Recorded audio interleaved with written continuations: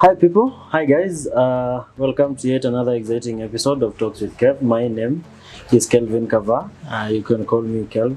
I'm still at St. Patrick's CP, and today I'm more than privileged to have a sit down with now the founder. Because if you heard the talks, there was one man who was being talked about by each and every person, and that brother was called Brother Andrea Sifuna. And I'm here with Brother Andrea Sifuna. So, habari gani mkubwa? Nzuri, Kev. My name is Kevin, and I run a YouTube show called Talks with Kev. Tuko Kisii, nimekuja with my brother. So, we want to get your story. We want to get how you got to start the amazing experience nimekuwa nayo huku jana na leo. So you can begin by introducing yourself. When you're asking me, Kev, is like, how did you get married? It's like asking about how did you get married to this lady. Because it is such a wide range of influences. Okay. But because time is a factor, I will try to be very brief. I am a brother. Okay. A religious brother of Our Lady Mother of Mercy. And if you had the privilege of reading our constitutions, then you will see that we were founded by Bishop Johanna Swaisen precisely to respond to the needs of the poor within our environment, and in particular young people in the field of education. Okay. And I'm a teacher by profession. At the moment, I'm still researching, but I have done teaching for more than 25 years. Okay. So basically, after finishing my undergraduate program at Marist University College, I was posted to Kanotunga, Mosocho community, where I was by the TSC to teach maths, chemistry, and religious education in Kanotunga. Okay. So I was a teacher. But then I observed that in Kanotunga is a provincial school, and the kind of people who are coming there, people who are able to pay. Okay. And the local community which we were in contact through youth meetings, they were not able. So that's what sparked me to start thinking, hey, this school, only people are able, and majority are even from far. We live here in Mosocho. Is there anything we can do? And then all these young people started coming, brother, can you pay my school fees? I've been called to that school, I can't make it. So in the context of that, I met a man called Nyambasora, and who confessed to me that he was a principal of St. Mary's, Mosocho, a very famous school. He said he never did secondary from the traditional way. He was just copying notes during holidays from people who were in secondary school.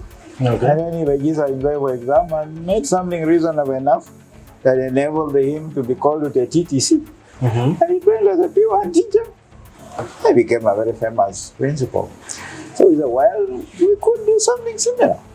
Simple. So we had a library there with textbooks for secondary school as well. And we could use the library was only using weekends, Saturday and Sunday. So we said, why not use it on Monday to Friday as a classroom?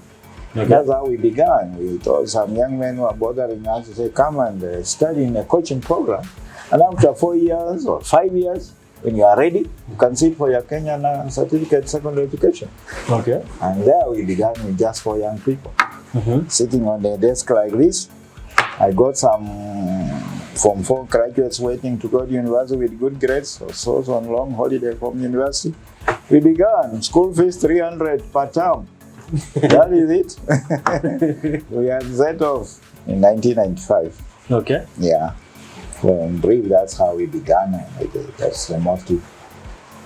And from what I heard, you managed to achieve quite a lot, and you really touched a lot of lives. I want to get to understand what really motivated you to help. Well, I thank you for that. Of course, what I have said is an anthropological perspective. But I should also give you a missiological perspective or a spiritual perspective. Being a religious brother means that we are also under the command of God. Yes. Okay. Yes. And so while I'm giving that testimony, which is human, inside there was also God speaking to me. Because today when I see what I've seen here, I say, well, this is a work of God.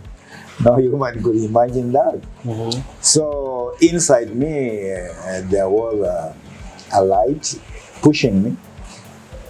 Do it. Try to do it. And of course, I talked to my superiors. They were hesitant. I told them what I need from you is not money, only permission. Because for us, you cannot start a project without the permission of your superiors. Yes.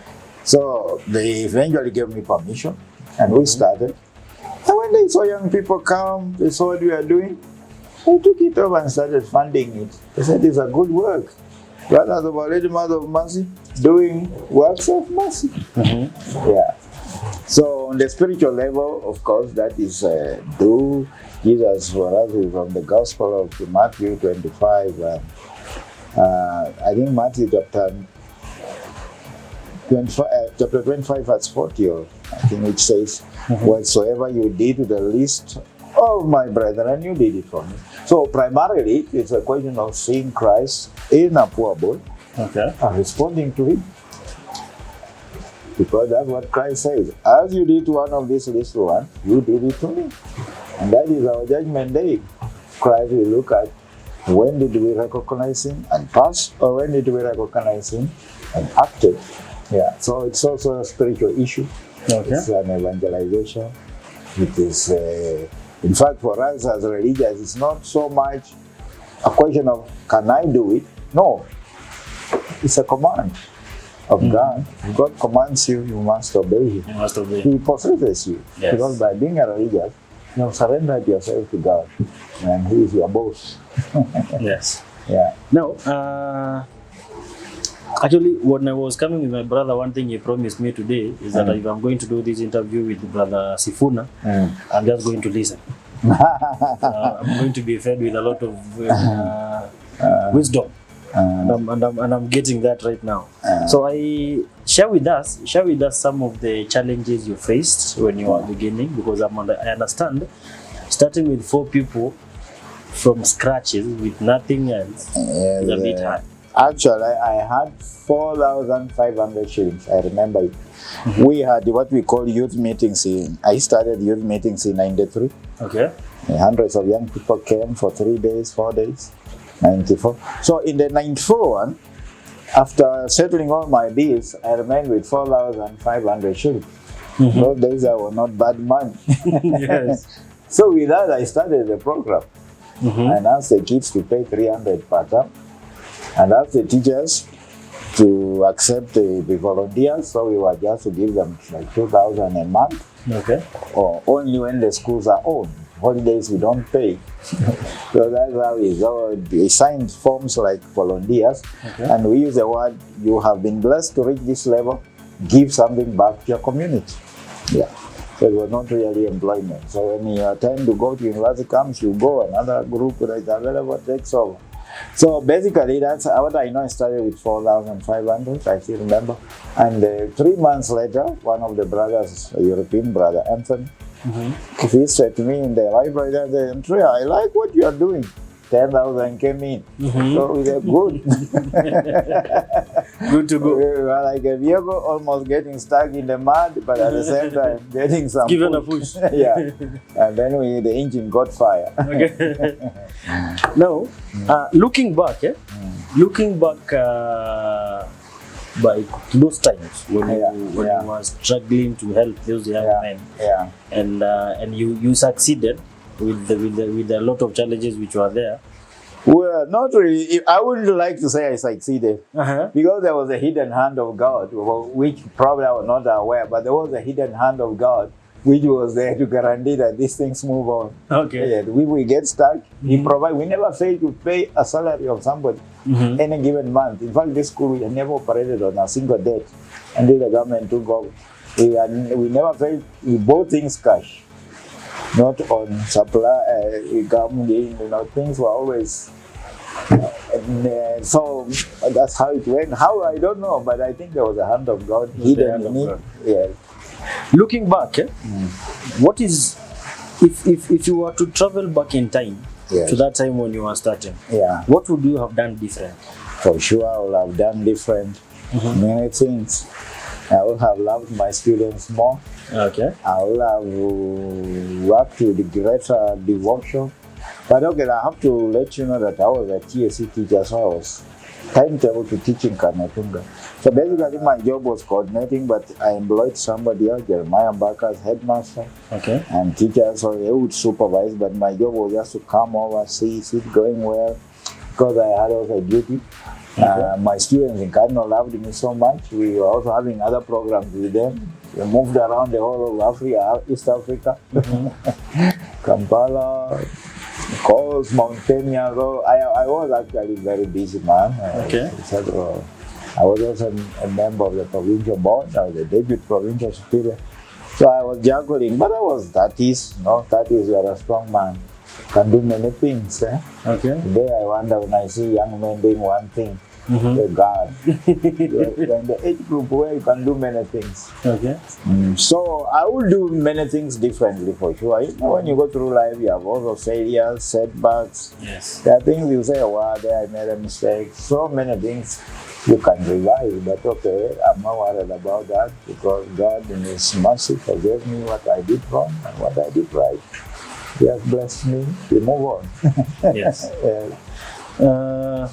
Looking at those, by those times they were young men. Now they are grown men. Yes. And you've seen them today in suits. And some are even grandfathers. And Some are even grandmothers. yes. Some are grown men and women. And they are much economically better than I could ever imagine. Some of them. Yes. Yes. How does it make you feel?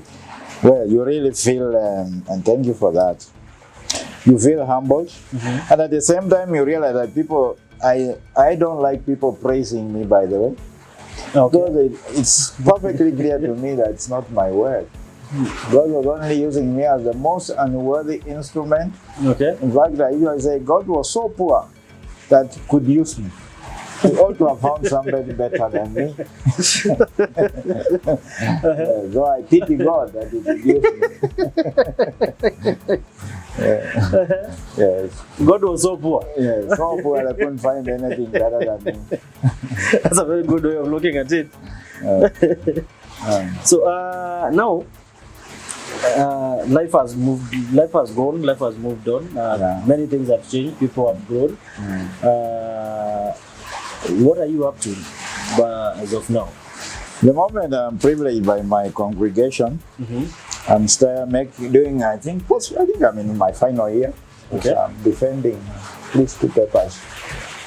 This year at Masinda Mulero University, I'm enrolled in the PhD program of education psychology. Oh, okay. So I have moved on. I told you that I've handed over to Edward Oboja to be the new Sifuna. And he's doing his really work doing better than me, and I'm grateful. Yes. He will have done the one better than me. So I'm moving on, still active, but more in mentoring than really actual work. I recognize the transition of age. Okay. So my job is more mentoring, but my real hobbies were to be in the world of academia. So when I graduate, I will be in the world of publishing, research. Okay. Yes, that's where that's what I originally wanted to enjoy. Not working in CP or what. I wanted to be a university professor. When I graduated my undergraduate, I was the best student at Marist. Okay. But I didn't get the opportunity to be taken to study masters and PhD when I'm young. Okay. The opportunity came after retirement. But I am okay with it. Yeah. Wow. We can sit here and talk. I can listen to you all day. I can listen to you all night.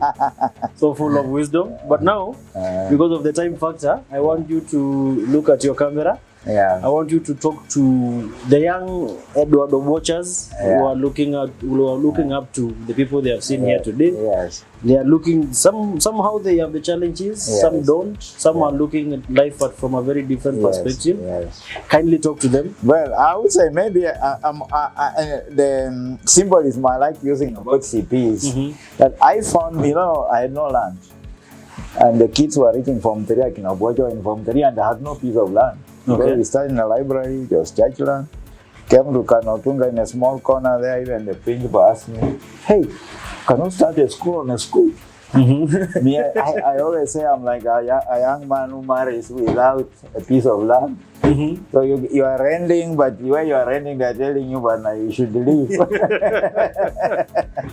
So in the end, I came here to St. Patrick's Primary. Okay. They had some piece of land where teachers had abandoned. You know, teachers in the past were being paid house allowance. Okay. So they, to be paid house allowance, you have to live in a house. Show that you live in a house. So there were some muddy houses on this side, where about 4 of them, where teachers were staying so that they could earn house allowance. It was not automatic. But when the policy changed to be automatic, they took off and went now to live anywhere. And this area now became free. So I approached the parents of St. Patrick's Primary. Can you give me the piece of land of the teacher's quarter? I built some few classrooms for these students I have now. I'm getting kids, but I've no land. Okay. So that's how they gave me the land, and now we put a foothold here, and they have since expanded the land for us twice. So that's what I'll say. But then coming to your question. Your question is, what can I tell the young people? Yes. What I can tell the young people, personally, you saw that when the day I got a chance, I didn't talk about it. I talked about that we are a pilgrim people. Yes. And we're going to heaven. So I want to say, I help you so well in St. Patrick's, and you go to hell. You don't achieve the objective. The objective of the brother is to form somebody who will live well with his fellow human beings and well with God. And when that person transits from this life, can now live with God for all eternity. Yes. That is when I give a tick. Not just when you score an A and you become a demon. Because I am struggling, I hope God will admit me in heaven, and I would like to see all the students there in heaven. So you understand that I challenge people from that perspective, because you people in the media like looking only at one part of the human existence, the shortest. The small 0.00% of earthly existence, but you never look at an endless eternity. And you call somebody who is rich successful. No, for me a successful person is one who is in good relationship with God and his fellow human beings. That's a successful person. Not just one who has acquired wealth, but is headed to hell. A successful person is that? One who is in good relationship with God and with fellow humans. Wow. The point. Yes. Wow. Yeah. Integrated in that system, of the ecosystem of God and fellow humans. So that those good relationships, is what matters. God, when you die, those are the ones which shape you. If I look at your smiling face, you have a happy face, I know you have a good relationship. Young people, I can tell them, be men and women of prayer. Go to your church, whichever church you be, worship. Walk on 2 legs.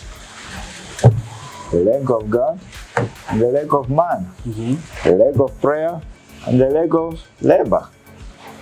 In other words, I am very convinced that we need to acknowledge God's presence in us and all the good things that have happened in your life.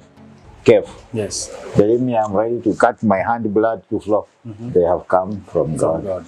Yes. Because the demon is incapable of giving anything good to a human being.